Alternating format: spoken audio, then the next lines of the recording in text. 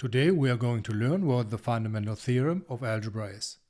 Let's dive right into it and look at the equations. 2x minus 1 equals 0, x squared minus 3 equals 0, x cubed minus 8 equals 0, and x cubed plus x squared minus x minus 1 equals 0. The degree of the first polynomial is 1. The degree of the second polynomial is 2. The degree of the third polynomial is 3. And the degree of the last polynomial is also 3. The solution of the first equation is 1/2.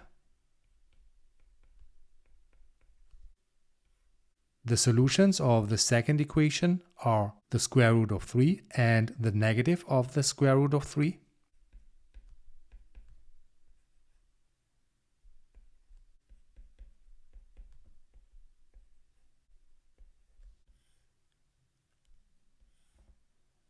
The solutions of the third equation are 2, -1, plus the square root of 3 times I, and -1 minus the square root of 3 times I.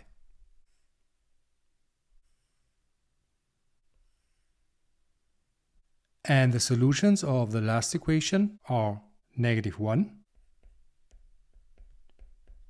-1, and 1.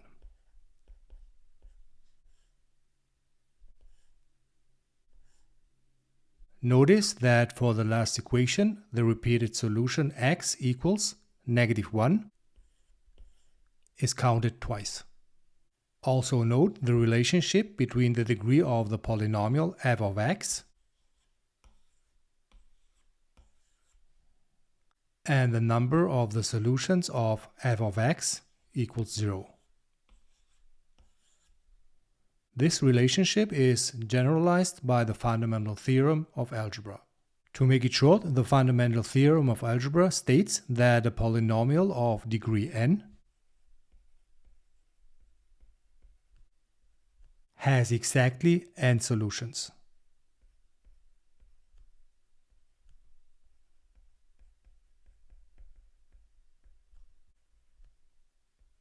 But keep in mind to also count the repeated solutions. The degree of the first equation is 1, so we have exactly one solution.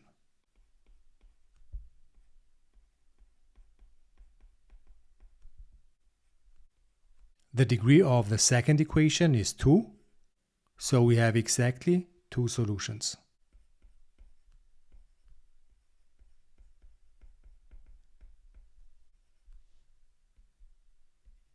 The degree of the third equation is 3, so we have exactly 3 solutions.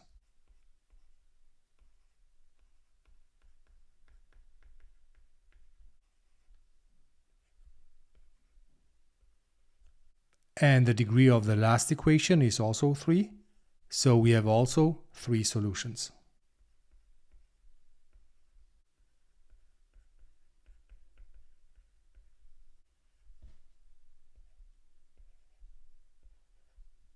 Again, memorize this. A polynomial of degree n has exactly n solutions. Let's visualize this for better understanding.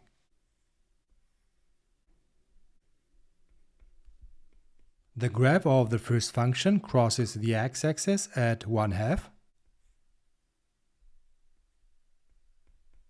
which represents the solution 1/2. The graph of the second function crosses the x-axis at the square root of 3 and at the negative of the square root of 3.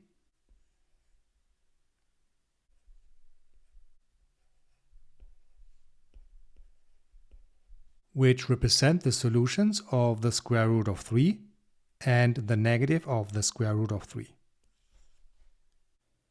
Now it's getting interesting. The graph of the third function crosses the x-axis at 2.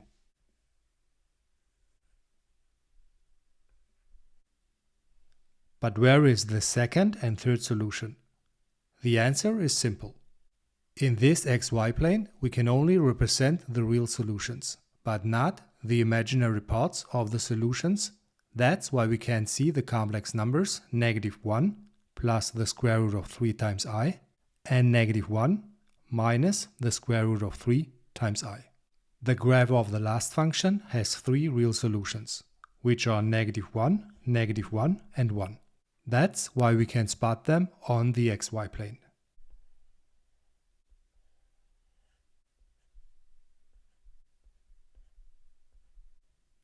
Note that repeated solutions are represented as one point on the xy plane. If you like my videos, like, share and subscribe. Thanks for watching and happy learning, everyone.